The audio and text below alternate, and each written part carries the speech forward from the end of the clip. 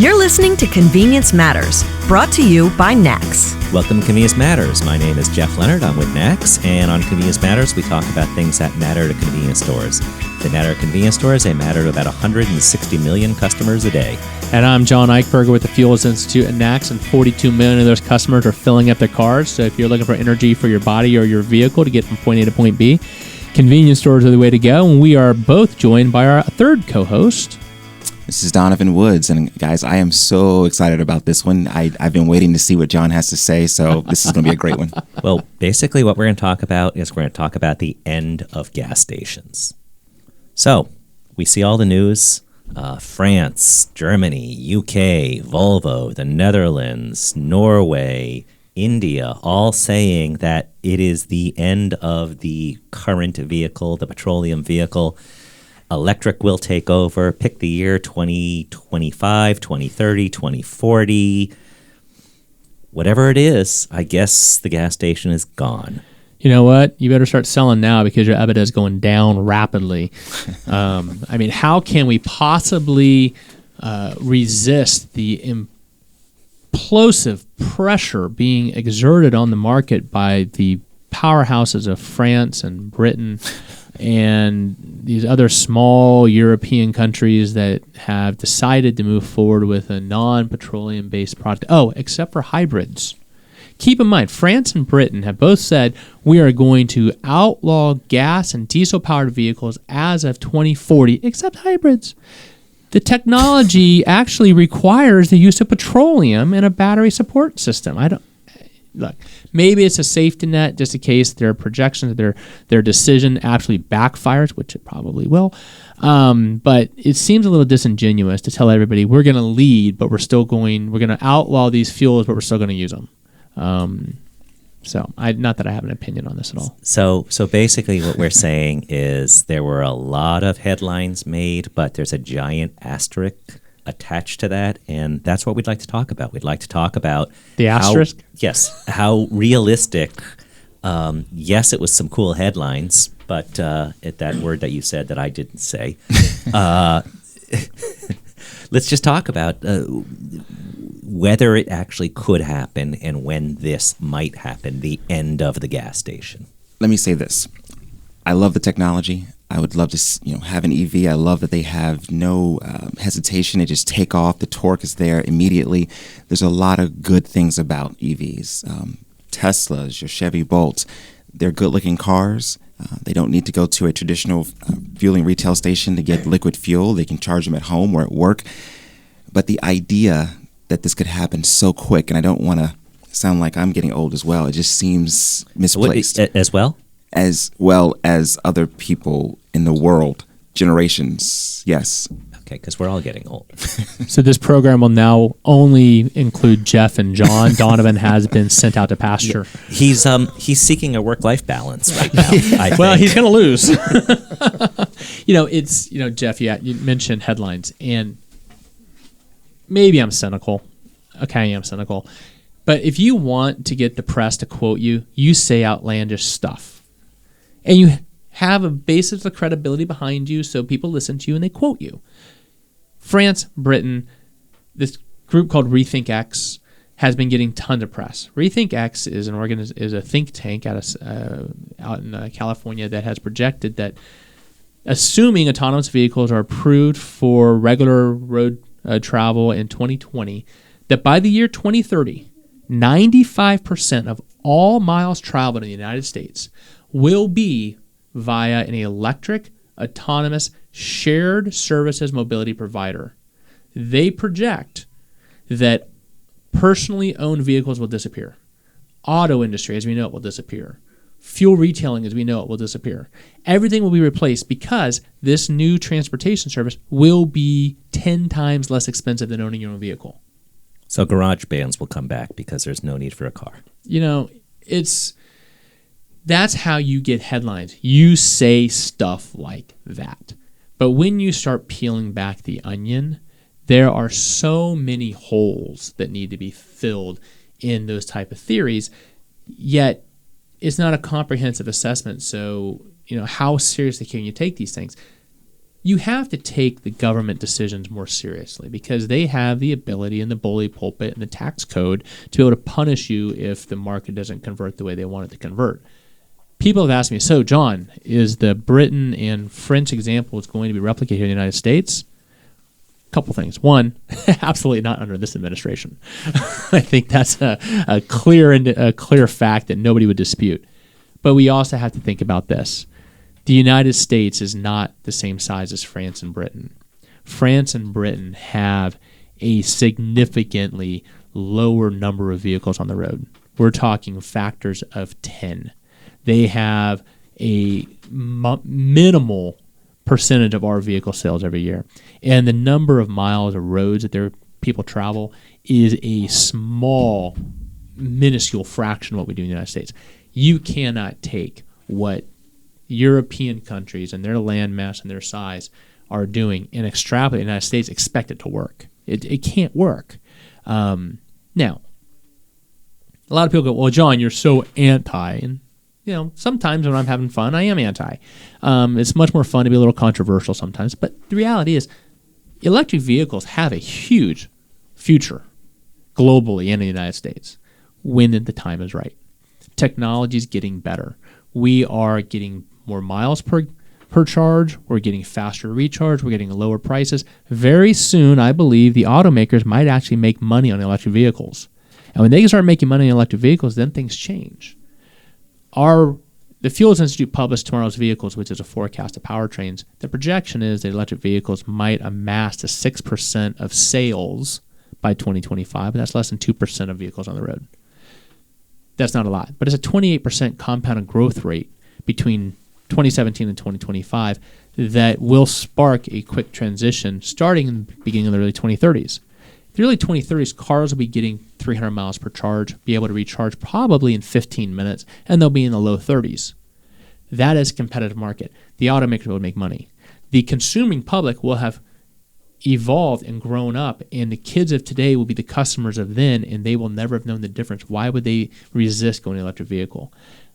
There are a lot of opportunities, but these type of projections and these policies that seem to ignore so many other factors that influence the market, they're frustrating because I believe they're distractions from making real strategic moves to evolve the market in a way that benefits consumers. Well, there are significant differences, and one of the things that maybe helps with context is looking at some of these countries in terms of the size and can you do it with fueling and how far you might travel and what is the other infrastructure. But if you look at those countries, the largest one is France in terms of area.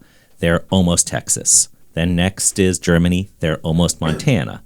The UK is about half the size of California area-wise, and the Netherlands is about half the size of New Jersey. And then the other one we mentioned was Norway. Let's set that one aside because the population's about half of the New York metro area. So it's a small population, 5 million. But taking these various countries, and India was also mentioned, which one may be likely or has promised to go much closer to no petroleum?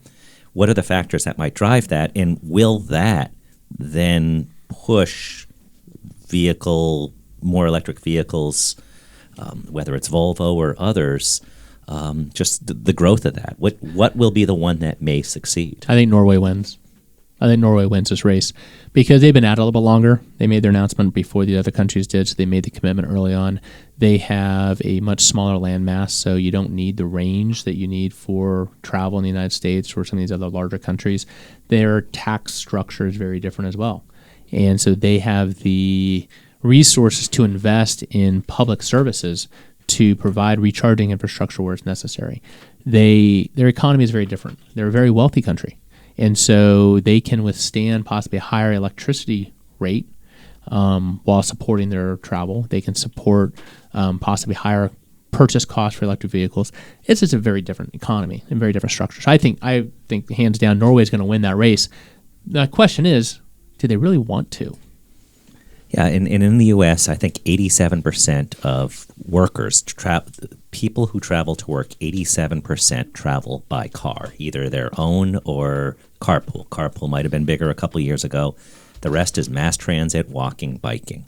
I would imagine that 87% is about the percentage in some of those other countries that does not drive. So that, I think, might flip you go to Amsterdam and you look at those bikes. You look at the mass transit systems they have, not just rail, but bus. They're much denser where they have cities, and then there's farms, and then there's other cities, as opposed to the U.S., where it's just continuation of development. Right. Okay. I hear what you guys are saying, and I know this is Fuels Institute and NACS, and we kind of represent a certain customer. So I'm going to try to play devil's advocate and pretend I'm a listener that is totally against this. And I look at against a report what? Against the idea that it won't expand as quickly. Okay. Mark Field, Ford. Yep. Ford comes out and says, you know what, in the next 15 years, most cars will all be EVs. In fact, they're going to make their F-150 somewhat of a hybrid EV. They're going to make their Mustang. They're going to make another vehicle. They're going to do this. When you hear that from such a brand, does that kind of change your perception? Not really. 15 years, early 2030s. If you read the details of his statement, and he's no longer CEO, by the way, that it's going to be mostly hybrid. And like France and Britain didn't want to acknowledge, hybrids are predominantly powered by liquid fuels. That being said, globally, Ford has less than 7% market share. The majority of vehicle population growth over the next 20 years is in Asia and Africa. I don't think that the grid in Africa is going to support it. So we start thinking about the expansion of the market and where are growth opportunities, significant growth opportunities in Latin America. There are 5 people per car in Latin America. There's 1 person per car in the United States. Huge growth opportunities down there. They are likely going to go for the lower cost, easier to fuel and infrastructure-wise vehicles. Now, you can, I believe, cities like New York, Amsterdam, those more urban environments could very easily convert to an autonomous electric vehicle shared services mobility platform as a dominant source of travel in pockets, not ubiquitous. Now, if Ford decides to say we are affirmatively going to convert our vehicles, Volvo said that. Right. Volvo said after 2019 they're not going to be selling any more electric vehicles. They're not gasoline. What they said, if you read the thing, is they're not going to introduce any new vehicles, but the existing models will continue production to the mid-2020s. But they're 0.4% market share in the United States. If Ford, which has more of 18% market share in the United States, says by 2025 we're only producing vehicles that have an electric powertrain of some sort, well, that's different. Then they're forcing market change. The auto industry has not historically forced market change. They have initiated interest in market change and let consumers drive the change. So if we're going to wait for the traditional consumer-driven economic evolution, we're going to wait a long time. So let's take London, for example. You go to London and there's a toll. You don't have to go over a bridge or through a tunnel. There's a toll when you enter a downtown area of London. Will EVs at all be part of that solution, or is what's going on in London really more about congestion and less around any of the emission concerns that are related to traditional petroleum-powered vehicles? I think London's both. Their air quality is terrible. It's absolutely awful, which is why they are taking such aggressive steps to try to change the transportation sector. Here's the deal. Governments can force market change. There's no doubt about it. They can make it so economically impossible to maintain the status quo that they absolutely mandate the change by government mandate. The problem I have is when you set a target that is 23 years in the future, governments change. Governments are reactive to their people. So the administrations now in charge in Paris and London are saying by 2040, we shall do this. What's the reaction of their customers if the price of things start going up? If the complexity of travel starts going up? If there is not enough volume of vehicles to support the demand. The next administration may reverse course. And we see that in the United States. President Trump gets elected, and everybody starts thinking, is he going to roll back the CAFE standards and change fuel efficiency requirements? What effect will that have? That happened overnight. Is he going to do it? We don't know yet. But the initial thought is, what if he changes it? Administrations change, governments rise, governments fall. If you're setting a 23-yard trajectory on a policy, are you really that committed to it? Is the government that committed to it? So we'll see how long it lasts and see what the economics say, because we always say at the fuel sensor, here's the deal. Best engine, best fuel, does not matter if the customer doesn't want it and can't buy it. And the government can mandate something, but the people will ultimately decide if that government policy works. Well, we had a little fun at the beginning of this where we kind of said that maybe some of these things are a little bit more far-fetched and maybe there's a couple bits of explanation associated with them. But what do you guys think as a realistic scenario, or what is your prediction? And the good thing about predictions, if it's wrong, we'll just erase this. If it's right, you can run the rest of your career on, remember that time I was right.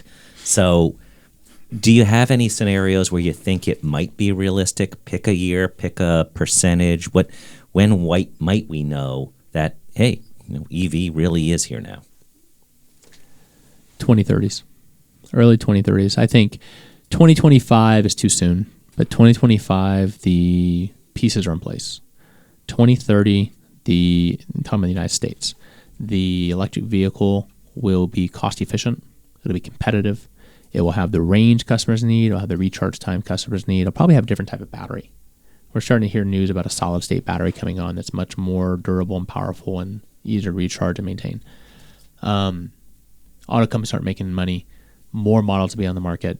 Customers will be ready for it because the next batch of consumers coming up we'll see no reason why not. It will make sense, early 2030s. That being said, if every vehicle tomorrow sold was electric, we're looking at probably 17 years before it gets to about 80% market share. So vehicles on the road, it can take time. The trends are there. The trends will accelerate. 2030, we're going to start feeling it. 2040, we are going to be in it, without a doubt, fully enmeshed in it. The world, or just Europe and North America primarily? Europe and North America. Europe may be a little faster than North America. North America will probably lag because this is a bigger landmass. Asia, China could be in the lead. They've got some significant issues they got to address in terms of air quality. Japan as well. But then you start getting into other Asian countries in Africa and Latin America. They're probably a decade or more behind the Northern Hemisphere. And it's just a matter of their economic position where they are.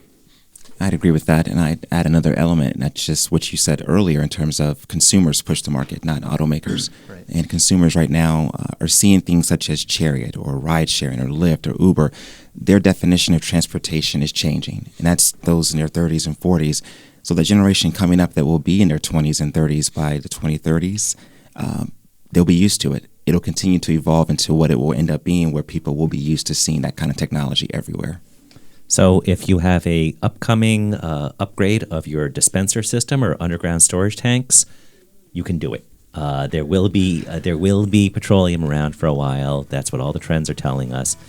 Ignore some of those headlines and stay tuned, because I think it's an interesting conversation. And thank you for listening to Convenience Matters.